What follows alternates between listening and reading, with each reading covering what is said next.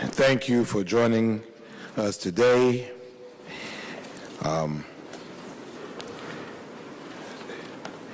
Today I'm particularly grateful that today is the day of my birth. And I started my day with a bunch of preschoolers at Butler Elementary School. And they sang me happy birthday.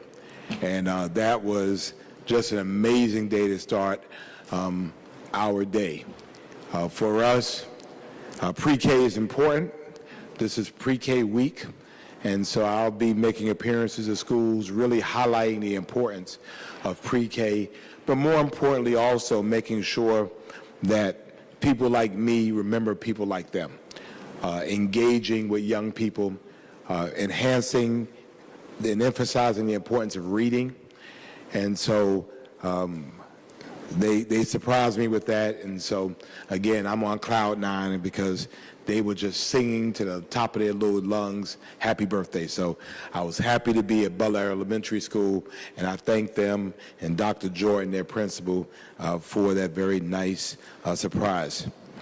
Also, we just hot off the press, I'm very happy and excited that Condé Nast Traveler, in their Reader's Choice Awards edition, named the Savannah Hilton Head International Airport as the #1 airport in the United States of America. And I'm clapping for that myself. #1, not #2, #1. The #1 airport in the United States. Readers of the world's largest traveler magazine rated our very own airport as being #1. And that is a testament to our city. It's a testament to our airport commission, the leadership of our airport, who make sure that Savannah has the type of experience, the type of welcoming experience. All of our vendors, all of our airlines that fly in and out of there have the type of experience that is consistent with Savannah being the hostess city of the South. So congratulations to Chairman Steve Green, and certainly to Greg Kelly, our director, and to all the great folks at my favorite airport, and now the #1 airport in the United States, the Savannah Hilton Head International Airport. This week, as you know, I lost a great friend, certainly a great Savannian, in the person of the Reverend Dr. Clarence Teddy Williams, who I've known most of my life here. He was not only a friend and a part of my campaign team, he was a person who was engaged in the church, engaged in politics, engaged in the community, engaged in Savannah State. And so his passing from us is deep, widespread, and heartfelt. And had the occasion to talk to him literally 24 hours before he passed away. So our thoughts go out to his entire family. We know he was a man of faith, and in the way we believe, we don't mourn like those who have no hope. So the community will appropriately give him the honor that he deserves as we celebrate his life, his achievements, and his love for the world's greatest city. Peace in the Park is in the books.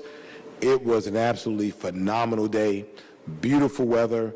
Our entire community from all sections, a bunch of nonprofits and community partners showing up to celebrate peace and celebrate peacefulness.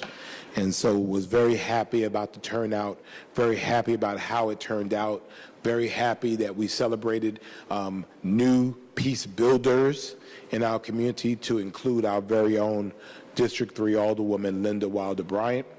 Was very excited that this is a thing, it's catching on.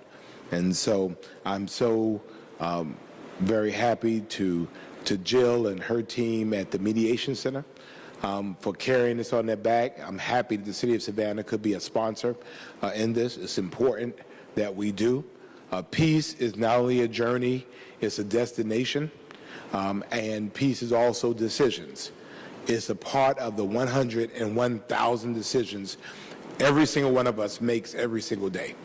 It's how we treat ourselves, how we treat each other, and I will tell you, even today on my birthday, I protect my peace. Your peace and your time is really the most important things you have. And so I protect my peace and I protect my time. And so this was just a great opportunity to be able to do this. This Saturday, October the 7th, the Savannah Fire Department will host an annual memorial ceremony to honor the brave firefighters who have lost their lives in the line of duty. This memorial will be held at the Savannah Fire Headquarters, 121 East Oglethorpe Avenue at 10 a.m. And so we invite the public and the media to join us as we celebrate the lives and remember the families of those who have fallen in the line of duty. And this year will be special, and we will hope that all of you will be with us. Tonight, the Savannah Police Department is celebrating my birthday with the annual National Night Out event. And so this is a great opportunity for the community to meet our heroes, to meet Savannah's finest that work every day to keep us safe. And it's a great opportunity for Savannah Police to highlight many of our anti-crime programs that we have now that have really resulted in a marked decrease in violent crime in this community.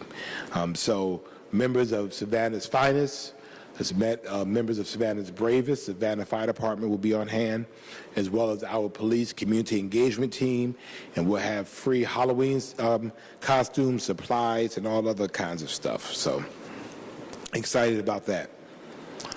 Also, tomorrow at 4 p.m., we'll have a ceremony at Hull Park to celebrate the installation of a full splash pad. And so we invite everyone to join us at 4 p.m. at Atlantic and 55th Street, although I'm not sure I could be there. So, but anyway. So tonight so I want to remind folks that each month, the DeVetta Law Firm hosts a clinic for justice-impacted individuals to learn about their rights and legal options, especially in regards to expungement of arrest records. And so we've been working through our ARCS community, the Advocates for Restorative Communities of Savannah, to be able to deliver programs for those that are justice impacted and those that are justice involved. We'll have those programs, and they will be on our website.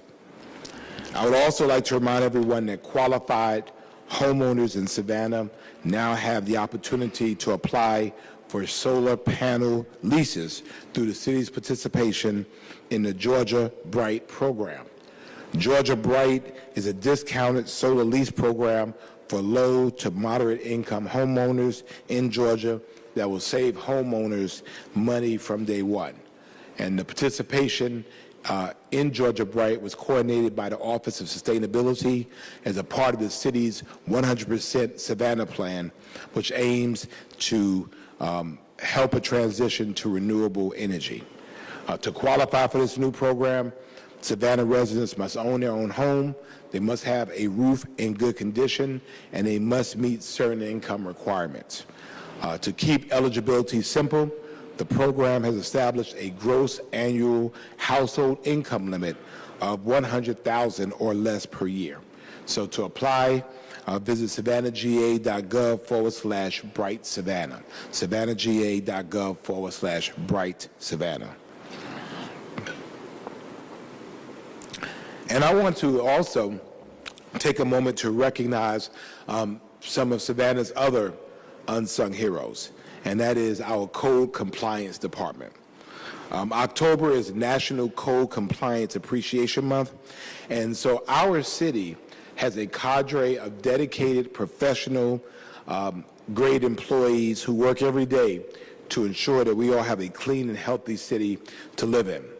They're in our neighborhoods, they're in these streets, and they are working very, very hard to make sure that our city has a level of livability. And so although we all hate them coming by sometimes to tell us that our car's in the wrong place, our grass is too high, our home is unkept, the fact is that in order to have livability, we have to have balance. And so we have the International Code Congress International, which governs our code compliance activities. And so shouts out to Cynthia Knight, who is the director, and Chief Gene Prevet, and that team of individuals. They have to pass a test. They have to know the code. And so I've learned that if I don't want them to write me a ticket, then I clear the violation. So thank you. Big shouts out to our team, Code Compliance. Registration for fall visual and performance arts classes at the Savannah Arts Academy, Savannah Arts Center, are now open, and classes start October the 16th. There are several new offerings, a teen product design class, a children's dynamic dance, and so much more. As you know, these classes fill up fast, and we prioritize and give special pricing for Savannah residents. So for a full class listing and registration form, visit savannahga.gov/cultural arts classes, savannahga.gov/cultural arts classes. And as we head into the late part of our hurricane season, and many of you know this is the time we really worry about, late season storms are the ones that catch us the most. So I'm again providing key reminders for hurricane preparation. Hurricanes are not just a coastal problem. We've learned that. So you have to know what your risk level is. Flooding, high tides, and even tornadoes can impact both our coastal community and far inland as well. So you have to know how these storms are going to affect you. You have to make sure you have a plan depending on what the situation is, and then you have to understand your risk. And then you have to have a plan to deal with those risks. So for more information, you can always go to ready.gov/hurricanes. ready.gov/hurricanes. So that ends my prepared remarks. I hope y'all will be kind and nice to me today, and I'll answer any questions you may have. We can sing first. You want to sing? Got their singing voices on? Well, thank you very much. Happy birthday, Mayor. I wanted to ask about all the violence this weekend, including the shooting yesterday in Savannah. Kind of what is your response to just an increase again in the shooting? Well, my response is that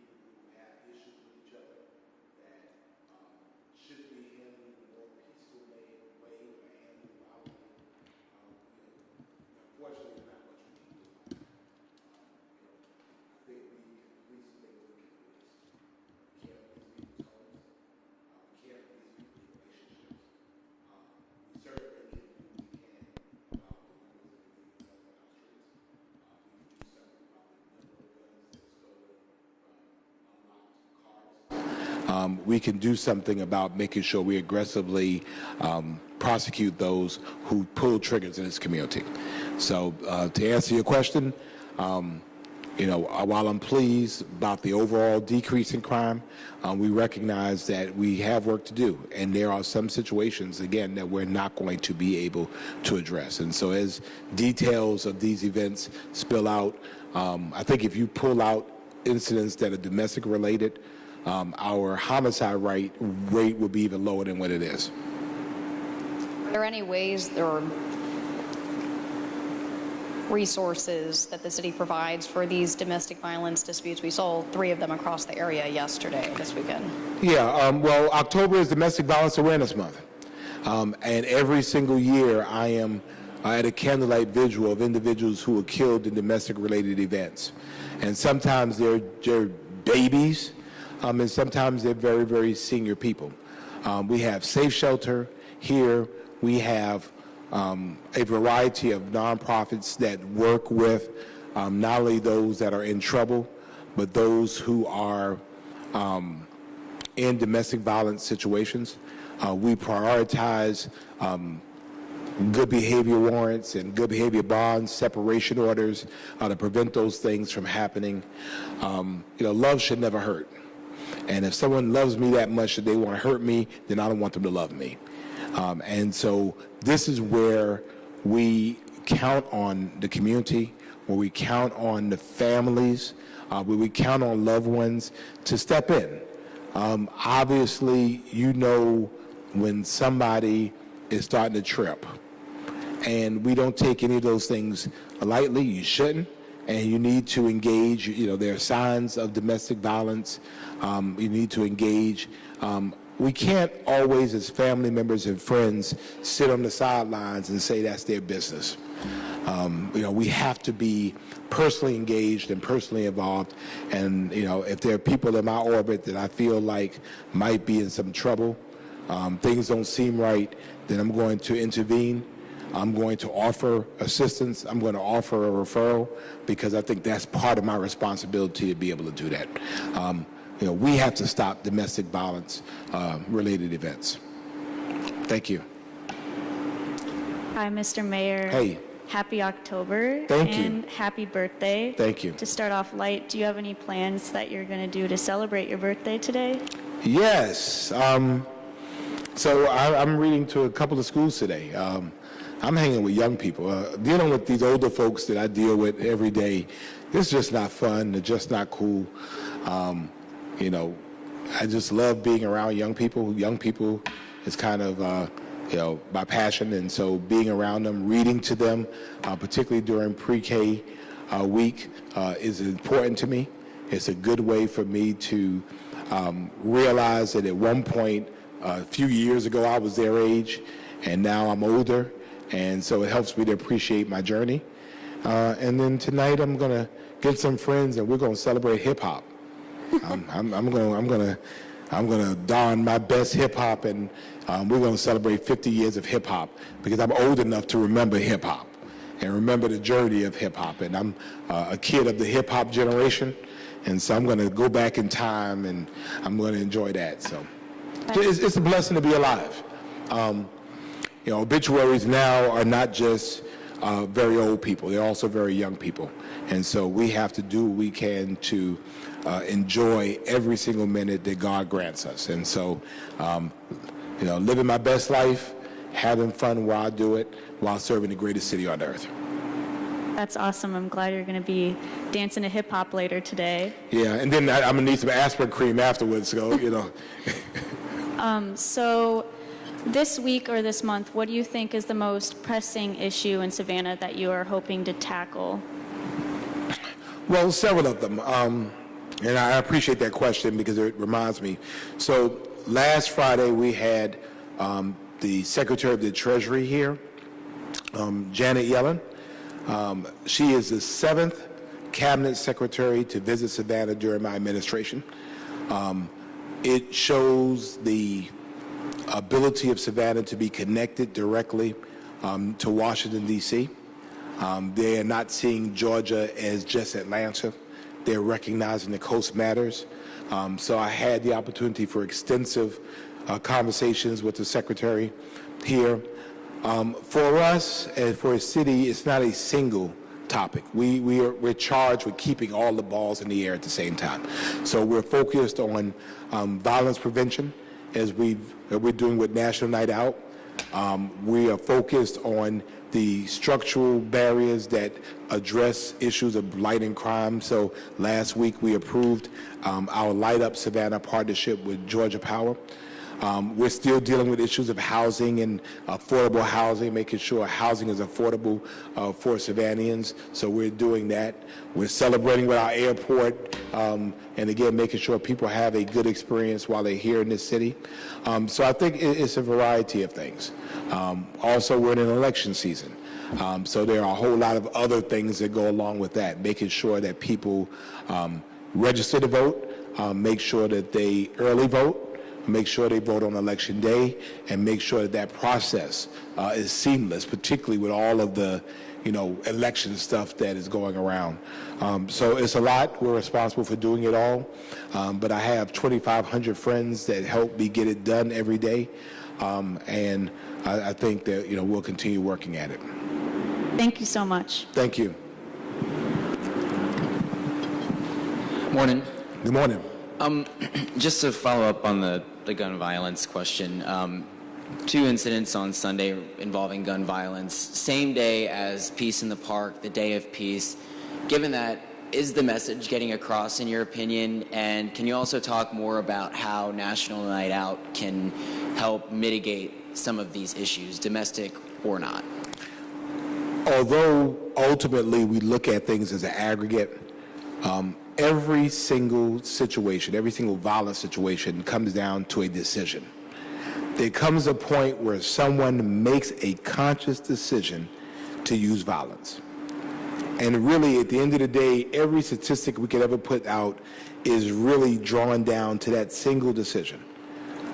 It's important for us to continue to work toward peace, even while violence is going on. We know that the individuals that filled Daffin Park that day were not engaged in violent situations. I don't know the circumstances of the other 2 shootings, but again, for us, it is a multifaceted approach by decreasing violence and promoting peace. And you have to do both simultaneously.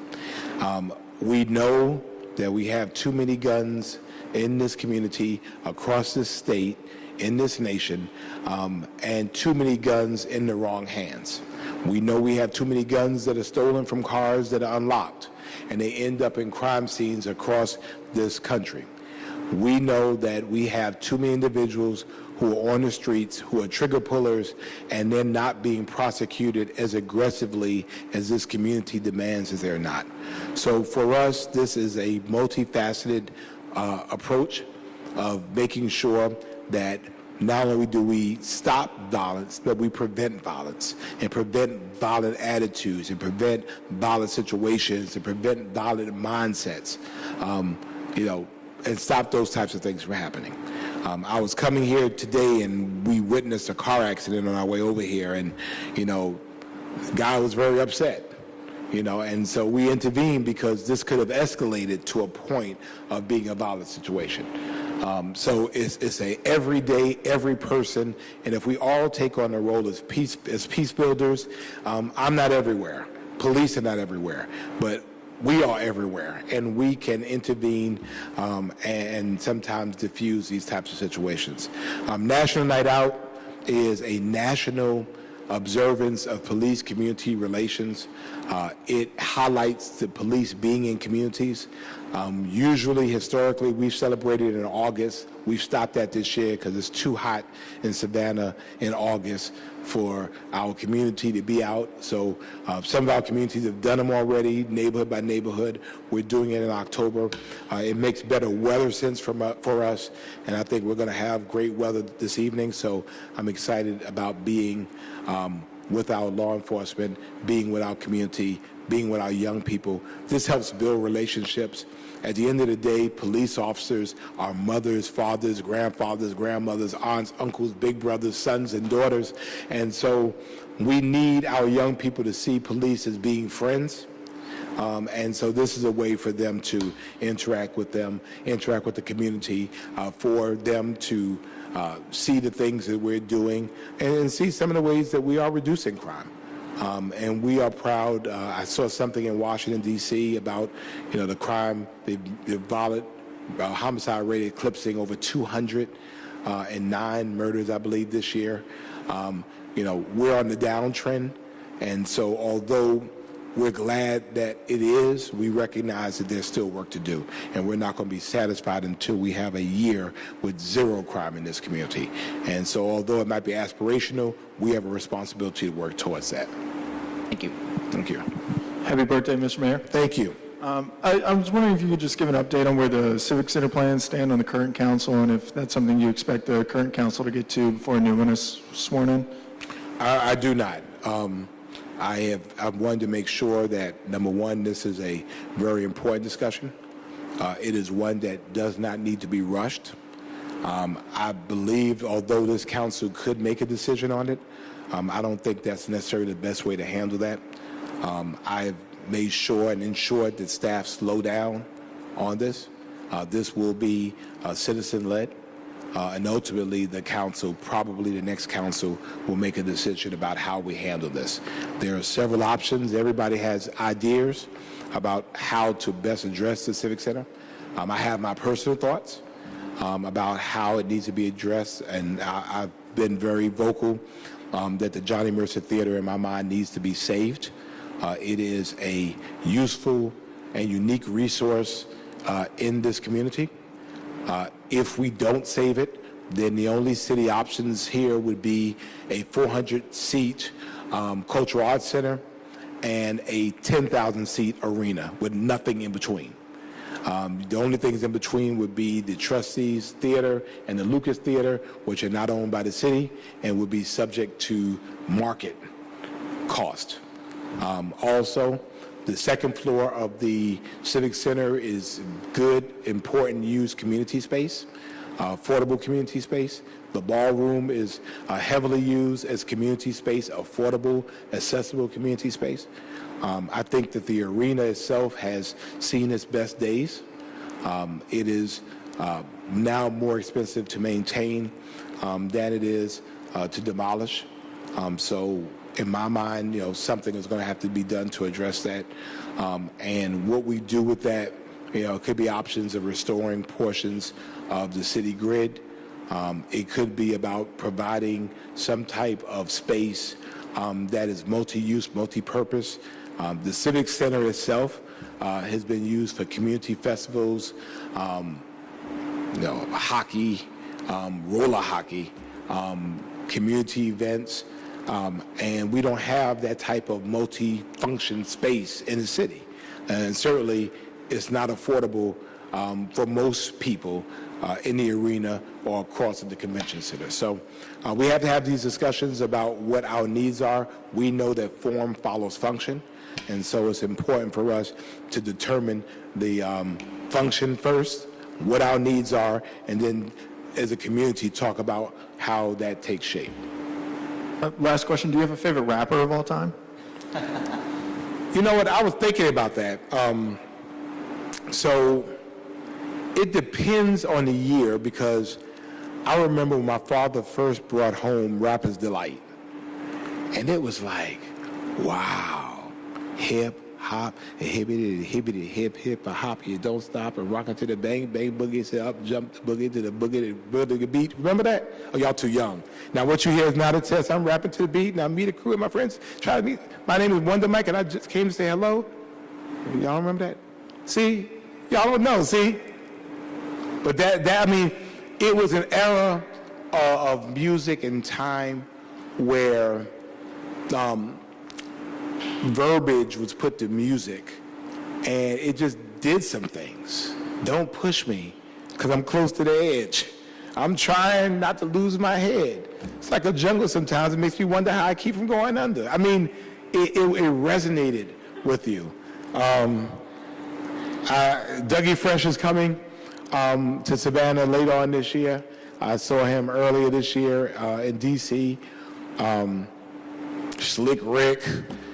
I mean, Grandmaster Flash. I mean, everybody loves Salt and Pepper. I grew up down the street from MC Light. I mean, so for me, it was just a part of who I am. And believe it or not, during those times, those days make me happy. It takes me back, where Marty listens to rhythm and blues and goes back to the 60s and the 70s and Marvin Gaye and stuff. It's for me, I'm a hip-hop head. And so, it's like that, and that's the way it is. So, you got me bumping all day long.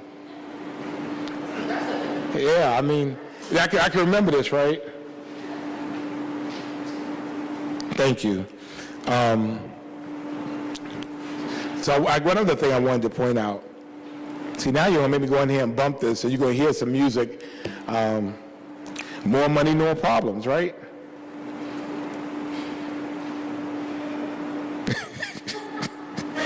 Well, it is.